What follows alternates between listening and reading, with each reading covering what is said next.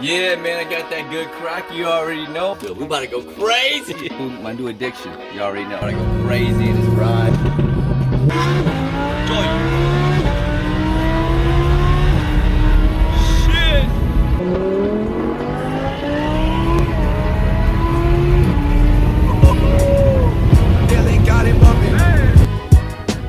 Hey, what it do, what it does, what it did while we're doing it, rise and grind, Firebirds. Man, financially independent, retiring early, birds gets to worm, and of course, birds of a feather flocks together. And I'm here right now, man, flocking with my boy, Sopen, CEO and founder of Psych-Ko Jerky. What up, brother? What's up, man?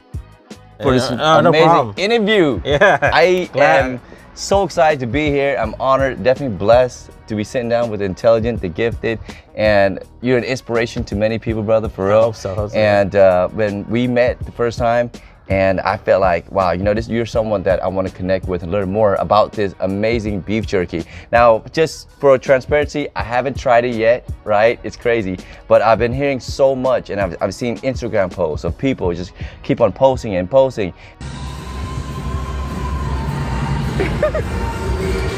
I'm so lit. I can't even hide it. The rails, the smoky flavor, and everything that is in here makes it very different from every other fucking jerky maker. Honestly, there's some that you can eat and there's so much sodium where it dehydrates you. This one right here, I shit you not, you can't stop eating it. Should I restart my van? You can't. It's just me and my team, we stay hype though. The way we move, you'll probably think we psychos. If you're ugly, I might bite though. Not the huggy, but she want the psycho. When she seen it with a psycho, she don't got a man, but he be trying to fight though. Yeah, I got a stick and she want the sight. I'ma give it to you whatever you like. I'ma get a sight by the end of the night. She get what I say when I give her the pipe.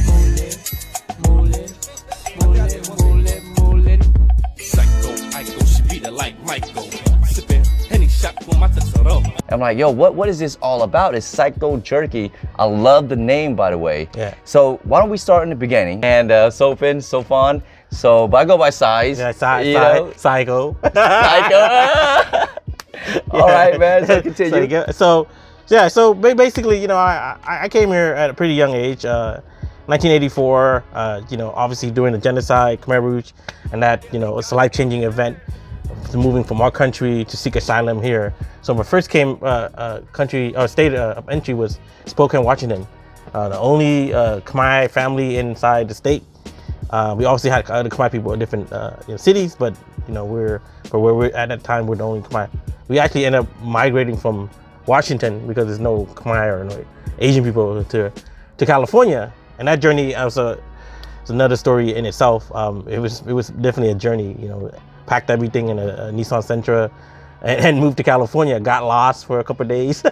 didn't know where we were going. There's no GPS back then, no cell phone. Yeah. We just followed a map. We went in the opposite direction. We went to Canada instead of California. We got there and they sent it back. No way. Funny story. We even camped. We cooked we cooked rice at a freaking national park. You know, yeah. And the ranger came in there and put out the fire and everything. It's a funny story. Oh my goodness. You guys were on like a real journey there. So I came here, like I said, originally grew up in Stockton. That's where we came in. We were in Stockton. I was there for until like, you know, maybe 12, 13. And then I moved to the Bay Area after the 89 earthquake, the Bay Area. And I live in pretty much like tough time. Like, you know, my parent was like working just like, you know, small job here and there, like working mostly donut shop. Most Cambodian have donut shop, right? So they started with that, and then the struggle was hard because we were trying to financially save. So most of us were, you know, in Section 8, you know, projects and stuff like that. Yeah. So I'm a project kid, and so I grew up in the project. So got a lot of my street cred there, I guess, you know. Street smart from there. Got the game from there. Yeah. Got the hustle from there. I know how to struggle. So, wow. I mean, the journey from that, I mean, we've always never had money. We always like a paycheck to paycheck. You know, parent obviously worked very hard 7 days a week to a point where there was an inspiration to me too. They actually worked hard, saved, and opened up their own donut shop. Oh my goodness. Yes. That's amazing. I mean, sacrificed a lot of things, times the kids, times, you know, with stuff they want. They didn't buy nice things. They didn't go to dinner. They do a lot of things to save up so they can get a business for themselves. So that mindset kind of stuck with me. I was like, I want to own a business myself, but I don't want to do it make start a donut shop with them or with them. But that's not what me is. Right. So, but I was like, maybe I'll go a different route. Maybe I go to school and educate myself, and get a degree, and then I became somewhat of an IT person. Then eventually progressed my career into like an engineer role. So I became an engineer, made good money, and started having a family. So family, obviously more responsibility, more debt, more bills and stuff like that. So when I got married, we just kind of lived by our means. I mean, my wife never had, she had everything she needed, but never like, you know, the best of everything, you know? So I was like, man, I mean, I'm kind of still living paycheck to paycheck. I don't know what I'm doing wrong. I think I made good money compared to other people. But my wife came and she didn't really speak the language because she's originally from Cambodia. Okay. I married her, brought her over, and she's like my story. When I was coming to this country, not speaking the language and everything, no word of English, only Khmer. So I had to teach her a lot. I mean, she learned a lot. I mean, kind of self-taught a lot of things. But for her, she had no means, no skills to do anything. But she wanted to go to school. She went to like an adult school, picked up some language, English a little bit here and there.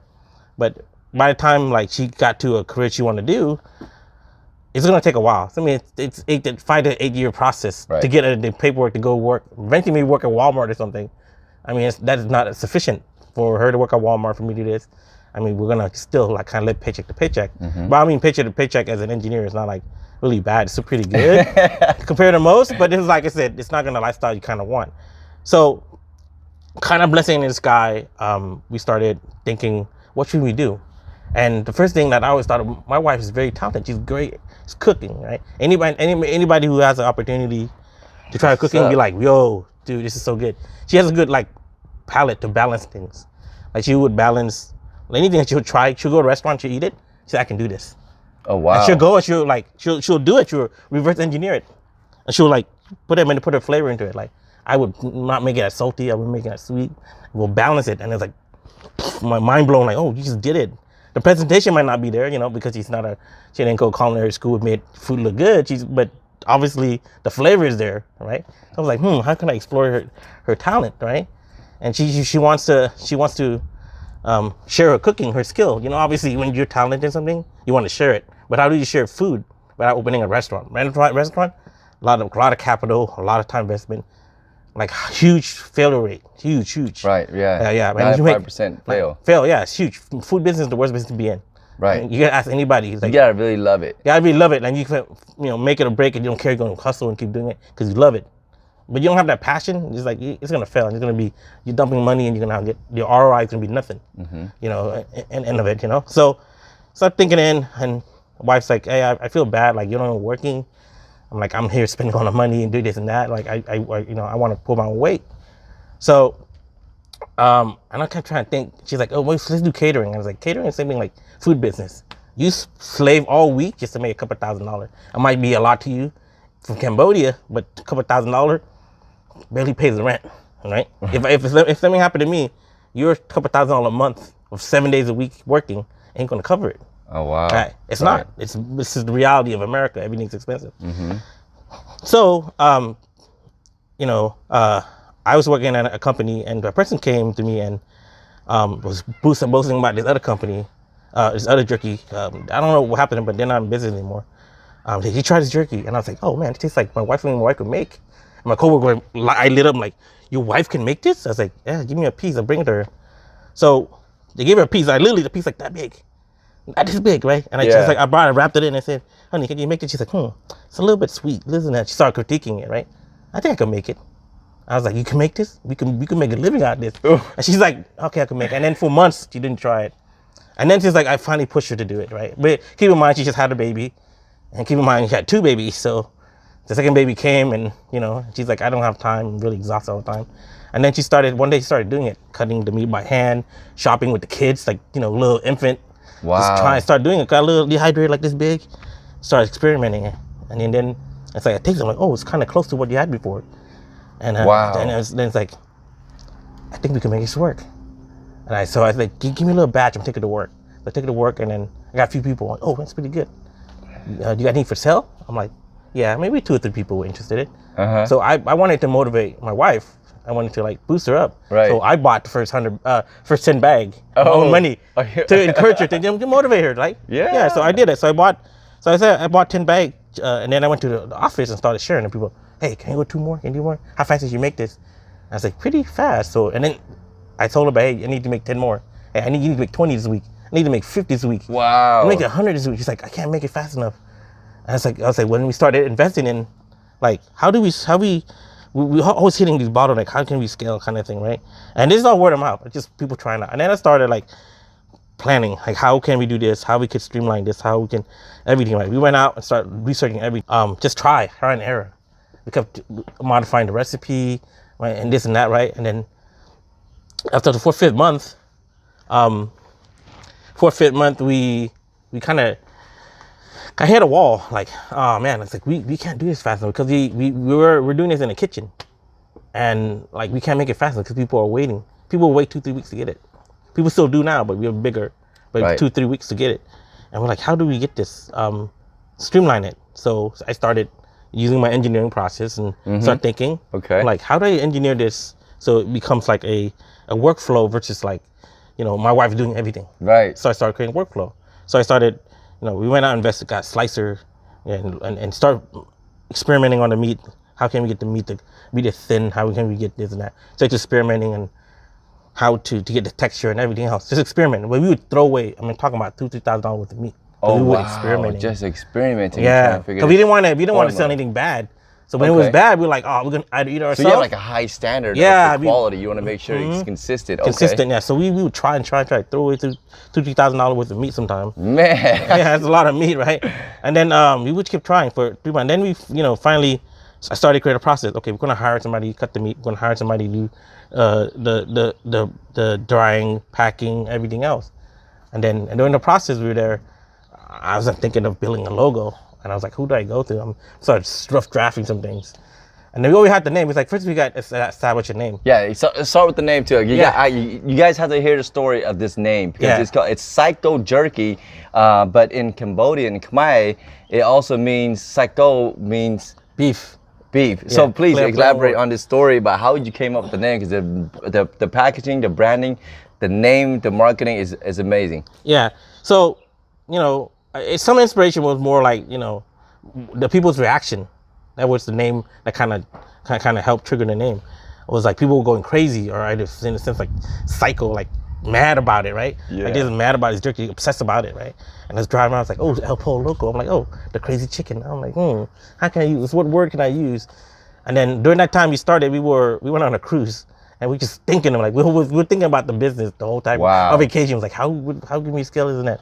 And then just kind of came like, dude, psycho, like psycho. Okay, I was gonna spell like how we spell psycho, but maybe put the like psycho would reverse the word a little bit, because I know the word I can't trademark that word. Right. Psycho is not you can't it's a word already. Yeah, it's a common word. Yeah. I can't psych. So reversed it a little bit, named it Psych-Ko, and then they became Psycho Jerky. And then Psycho and most Khmer people were like, oh shoot, this is beef jerky. Yeah. And all it means is beef jerky. Like, and I was like, oh yeah, but other people think it's like crazy jerky or Psycho Jerky. Or right. Whatever.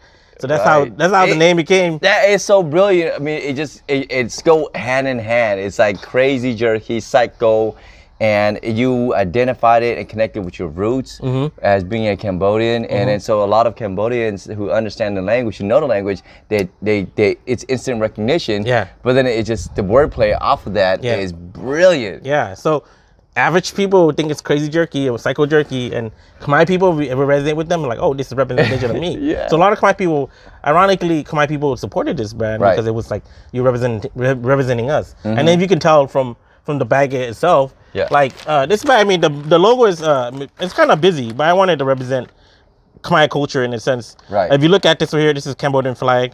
Angkor Wat is our a monument. Can you show it to the camera? So if you look at the bag, like you see a bit of everything, the culture, the dance, you see the Apsara. So Apsara there, and then the flag, and then Angkor Wat, and then over there, buffalo. It's just the bull. It's not really a bull. It's more like a water buffalo. Yes. But a beefed up water buffalo. In Cambodian, that's buffalo. Water buffalo is the workhorse. Of our like the rice farm. Everything. It's the workhorse. Yes. It's the work. So represent a bit of everything. Wow. The hard work, the culture. Why is it so important for you to represent the culture so hard? So we don't get as much representation, and sometimes it's not. Sometimes if ain't nobody gonna do it, we do it ourselves. When we got to meet other people to help us to represent each other. So Khmer help Khmer. And then like a big shout out to like Khmer Life. That's their motto too. And Khmer Life, yes, absolutely. Khmer Life, like I say, it's they also embody that. That's why they're my partner. I support them. I sponsor them on the videos. So, yeah, so it's Khmer help Khmer, right? And then like that's what kind of like what the product means is like, you know, it's not just selling the jerky. It's me like helping other Khmer people. Right. So in a sense, we help help people here too, like, you know, help them as far as like, you know, give them some kind of incentive to come help us out and stuff like that. We give them incentive, you know, from Cambodia. They don't speak the language. They're a lot older. So we have them come and help us out. Wow. And we so you're giving people opportunities. And then we teach them things. We, you know, and this and that. Like we pay it forward kind of thing. That's amazing. So that's why I said the whole product itself is more like representation of Khmer. And what the best way to do it is like, you know, through food. I mean, you could be. I'm guarantee you don't even worse. You might hate her, right? But if you had dinner with me and you had a good dinner, you forget about everything, bro. That's like it's like connection through food, connection through everything else, right? Like, you know, like you have a good food, you don't even think about anything. You're like, damn, this is hella good. You're no longer a racist. You're like, damn, man, I just wish I knew more. I wish I didn't want to be racist, so I can enjoy some of my food. So So that's why I like what better connection of representing Khmer people and also bringing the food. This is like Khmer flavor, right? Ongoing joke. It's like people think we act cracking there because it's like literally once they open the bag, it's done. Hey, man, let me get a bag of that good little crack. Okay, it does crack too because it's crispy. If people want to order this, what's the process? How does this work? Just hit us on Instagram. I don't know, the process right now is a little bit manual from automation engineer. It's pretty manual, but it's just like I didn't want purposely. It's by design. I don't want to go. You know, like I say, I have reached capacity. Right. I can't service any more people than I should. I see. Okay. I mean, the more I market, the more people come in, and which is a good thing if you're, you know, you have unlimited capacity to scale. Right now, I hit capacity so quick that I'm working with partners to open an actual facility. Wow. Yeah, so that's the future, but you guys are actually going to start. Might see this in the store early next year. Wow. Wow. Early next year. It's probably going to start out with a small mom and pop and then go from there. Okay. Eventually hit the Costco. So what does that mean for you, like, and you and your wife, to see this in stores and actually? It's it's like fruit of our labor. Like that's our end goal. That's the North Star for us, right? That's a. Was that always been a goal? The end goal? For me, it's always been a goal. My goal is always representing Khmer and having a product that people could relate to, kind of thing, right? Now people could associate, hey, have you had Cambodian food? No, I never had it, but I had this beef chip Psych-Ko jerky thing. It's amazing, right? Wow. And that's like the connection now. They're opening a door. They're like, you know, gateway drug for almost like the food to Cambodian culture, right? The gateway drug, that crack, yo. Crack, So it's like that's my end goal, is to have people experience it and kind of check out our culture. Hey, I want to go visit Cambodia. I want to go try Cambodian food. You know, that's what, like, if this is good, I can't imagine what Cambodian food is like. Absolutely. So that's like our way of getting to the masses. Right. And then we didn't just focus just only on Khmer people. We tailor to everybody. Okay. And most of our biggest customers are actually Vietnamese, Chinese. No kidding. Yeah. Khmer, Laos, Thai, Caucasian, Mexican. Everybody across the board, you know. Dude, it is across phenomenal. the board, and then people. And did you expect that when it started? Actually, like, it kind of somewhat blew me by supply too. When they became like kind of blew up, like it literally just blew up. Like just we couldn't even like, we woke up one night we were just sitting there chuckling, like damn, like where do we get ourselves into? Like it's a good thing, like it's a good problem to have. Yes. And then we're like, you know, it's a good problem. Where do we go from here? Every like step of the way, we always start thinking, where do we go from here? Where do we go from here? Where do we go from here? Yeah. Like I said, this whole business is all me stumbling, like asking people and meeting the right people. I mean, when we got a certain point, we actually have people, literally, somebody want to buy us out $3 million right now. See, $3 million, we buy the recipe, and we just take everything. I'm like, nah, $3 million, I can make that. Don't worry, I got it. Give me a couple year, like I can make $3 million a year, $2 million a year easily. So you keeping this business in the family? Yeah, keeping in the family. We're gonna, like I said, a few years growth right now. We're gonna have workable partners. Okay. Partners, so we can bring a nutrition label. We bring, you know, the whole facility and stuff like that. Right. Eventually, we wanted to go into like a big warehouse where it's trace production, like, you know. No kidding. Yeah. Would it be based out of California? Are you considering? So it's California. It's a bit of a tough place from a business standpoint to operate. Absolutely. Because everything's expensive here. It'd be more like outside script, but the jerky can be shipped out anywhere. Anywhere. Yeah. Okay. I'm looking more maybe Texas is where I Gotcha. more real estate. I can buy, you know, acre of land, build it out there.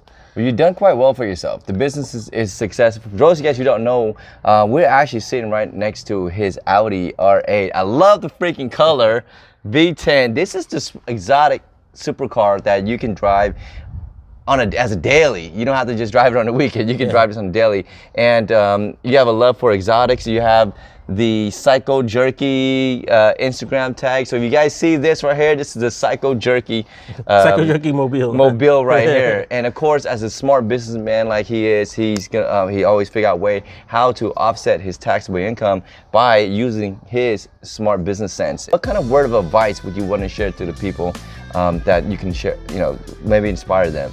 So fail as often, because failing is like look at, you have 10 flight of stairs and you climb a couple and you fall off, and you're like, damn, I fell off the stair, I'm not gonna climb that anymore.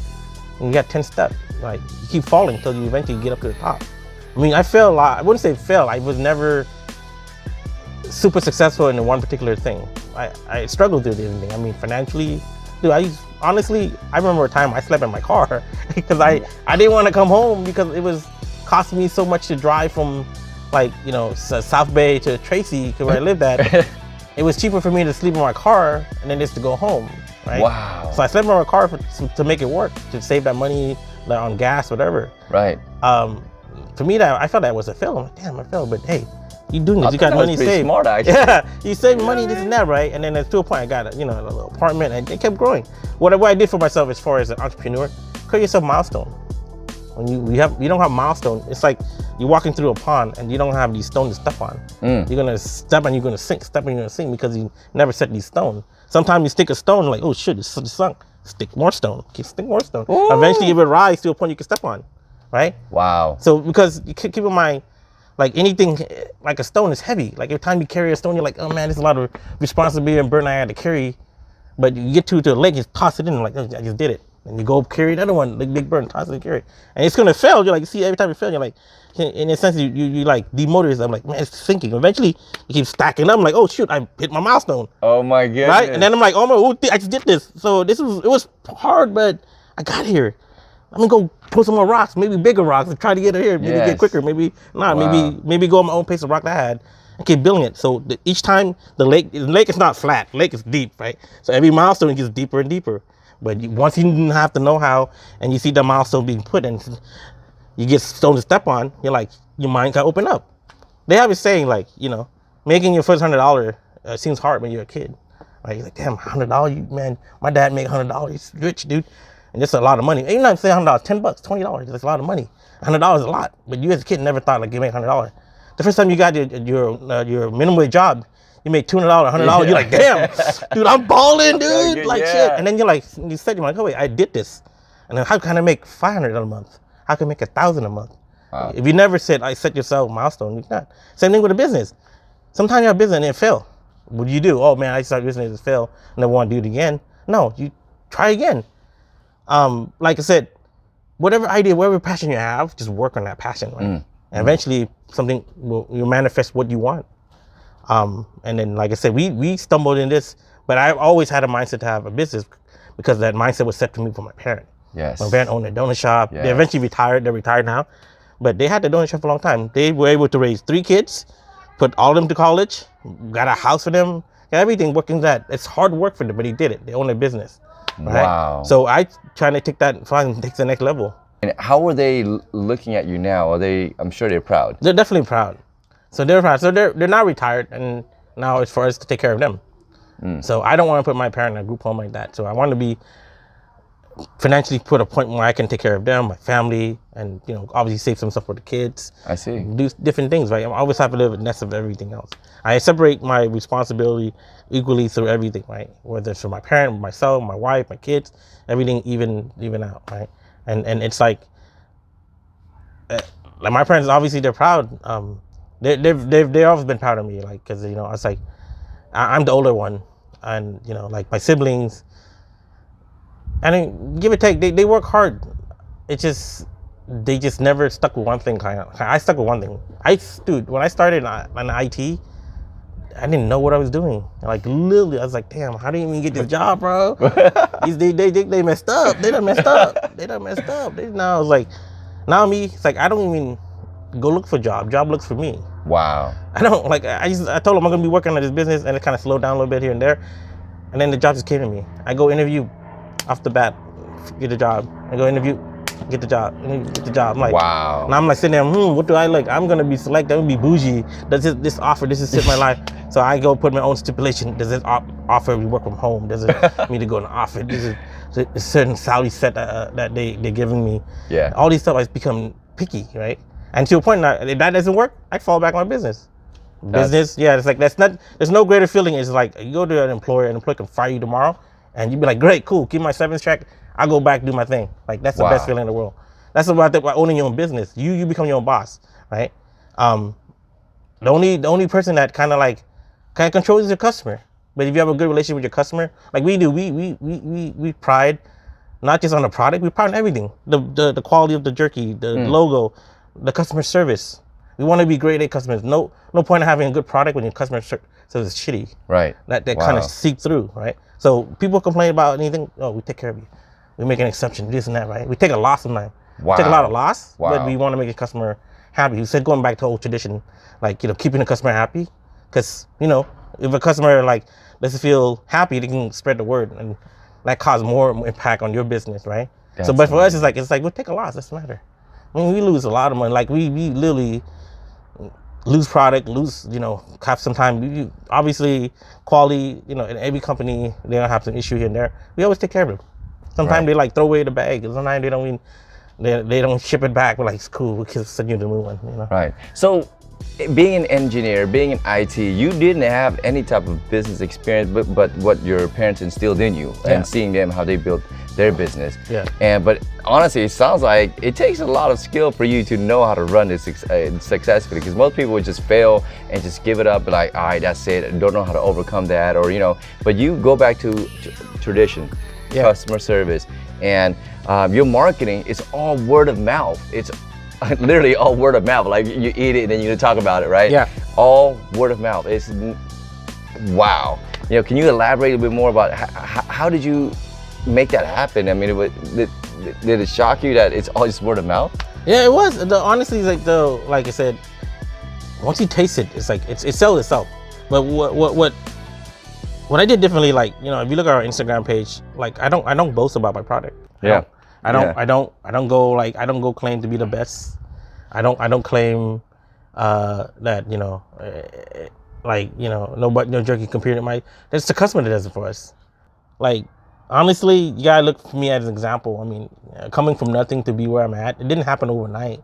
It's obviously, like I said, going back to my analogy of putting rocks and pebbles and stone in a pond to get to the milestone. Build yourself a milestone, and don't give up until you get there. And sometimes people are quicker, some people are slower, but never give up. I never gave up. I kept seeing, you know, the silver lining to everything. You know, like everything I always said, like the saying, like it's kind of cliche, everything happened for a reason. But sometimes I think it does. You know, right? Like sometimes something's better meant to happen to you. Sometimes something, the worst of the worst, will happen to you. I mean, I've been through a lot of like hardship and a lot of things. Both financially, family, you know, relationship. You know, it's like, and even with my wife, like, you know, it's like, you know, I met her, having that struggle, like two whole different world. She's from Cambodia, she's Khmer, and I'm Khmer from America. It's totally different culture. That is age different, sex different, like all these like barrier I had to overcome. It was challenging, right? But that was a challenge. I kept stuck with it, and now like we're 11 years, 2 kids, you know, fat house, beautiful cars, and and this and that, this business and stuff. Like I kept stuck with it. You guys keep doing it. No matter how bad a relationship is, like just imagine starting over. That's like exactly. Yeah, he's like, even if I start over, I still not gonna be myself. I still getting back to where I need to be at. So now to get there, right? You know, like, you know, it's like nice. It's for me. It's like going back up the stairs. You know, I might fall a couple times. I'll keep going back up. So, but yeah, keep hustling. I mean, whatever you have with passion. And the only thing I say is, like, you know, most people said, you know, I have this idea. Well, start it. Like you're starting an idea and stuff like that. People don't start. That's the biggest failure right there, right? You know, that's the biggest failure right there. The biggest enemy to success is fear. Wow. Yeah, if you fear of failing, you're gonna fail. But you feel like you go in there and you feel like you're gonna conquer it, you conquer it. Like, you know, yeah, you conquer your fear, and this is what it is. So I've obviously when we started this business, I quit my job. Like I quit my job when I focused on the business. I knew that there's a lot of risk involved. There's easy money there. Why the hell I'm quit to go work this? It's like, no, I'm gonna take this risk. I'm gonna focus on the business. I'm gonna streamline everything, build a process so it's easy for my wife. So I mean, we went from making like 10 bags a week to like right now we're making like maybe 75 bags or 85 bags. A day. Jeez. Yeah, so, and you still make time to travel the world, do different things, do trips. I see the lifestyle you have, and to drive around with your amazing vehicles, and you do a lot of actually charity work too, you guys. Yeah. This man behind the scenes does a lot of, he has a big heart, very generous, gives to the community, gives back, gives people opportunities. I've been following him, and brother, you are an inspiration to many people. So honored to have you on the show. Yeah, I mean, anytime. Guys, this is lightning round. We're gonna learn a little bit more about Sopen and ask him 10 quick questions, and he's gonna answer the very first thing that comes to mind. Okay. All right. First set of questions: cake or pie? Pie. Godfather or Star Wars? Star Wars. All right. Do you like the word dapper? Yeah, I do. Okay. Big dogs or small dogs? Big dog. Okay. How many hours of sleep do you need? 8. Are women complicated? Yes. Okay. And paper or plastic? Paper. All right, I'm gonna give you 3 more, okay? 3 more. How many cups of coffee do you drink per day? It used to be 3, not on 1. Oh, wow. Yeah. Wow, good for you, man. Do you believe in love at first sight? Yes. Yeah? When you first saw your wife, is that how you felt? Yes. Yeah? Okay, man. That's what's up, dude. Okay, now this is an important question, you guys, and this is what attracted me to Sopen and why we have so much commonalities. And I love his story. It's inspirational. It's the traditional, it's the underdog story. Yeah. It's from the slums to the freaking, to the White House. Was it? Rag to riches? Yeah, rags to rich story. Yeah, you know what I mean? I mean, this is amazing. You step in your car, build your business. So, again, you are a very generous person. Last and final question. Giving presents or getting presents? Giving. Why is that? So I always give you this analogy. So when you get a present, you get the excitement, your enjoyment, your endorphin kind of kicks up. And so the difference between giving and getting is like when you get a present, you wait on a special day, Christmas or birthday or some kind of special event to get it. You get that feeling, but you know that same feeling is when you give.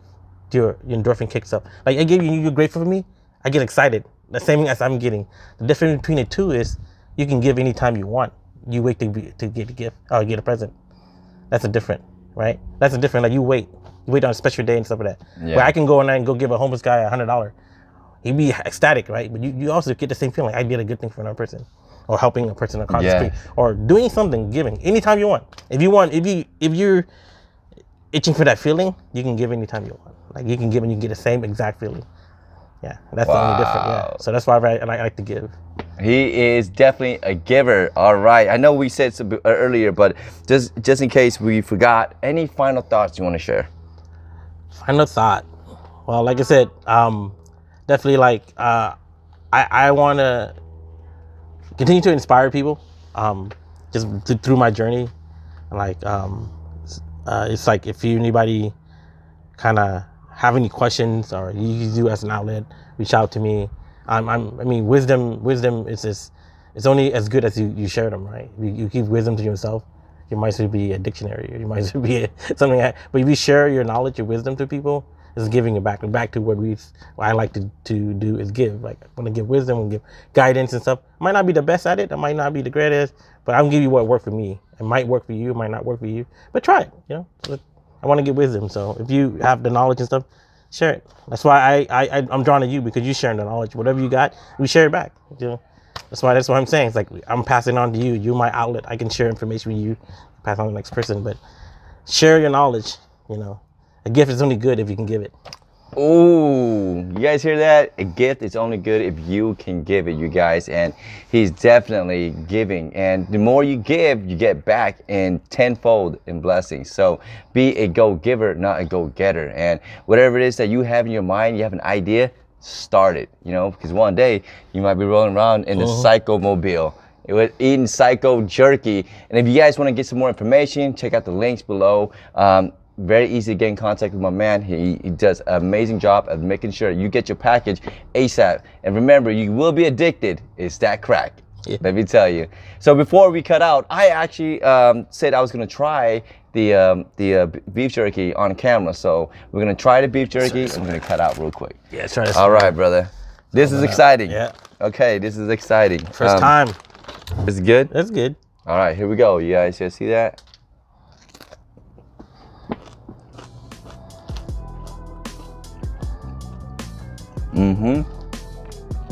Man.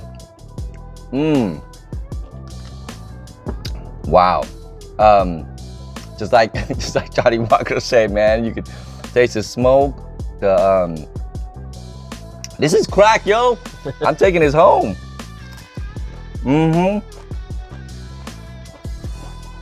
Super crispy, very tasty. Try it for yourself. I might go crazy. My wife could be like, "Oh, what's gotten into you?" She's gonna want me a little bit more. Want some of this? Oh yeah, yeah. Here you go, man. Cheers, bro. Cheers, cheers, man. We're getting crazy, man. Psych-Ko jerky. My man Supen. I'm taking this bag with me, bro. Yo. Wow. Oh, thanks for being on the show, bro. No problem. Appreciate it. All right, you guys stay blessed and intelligent and gifted. Keep doing it, B.I.G.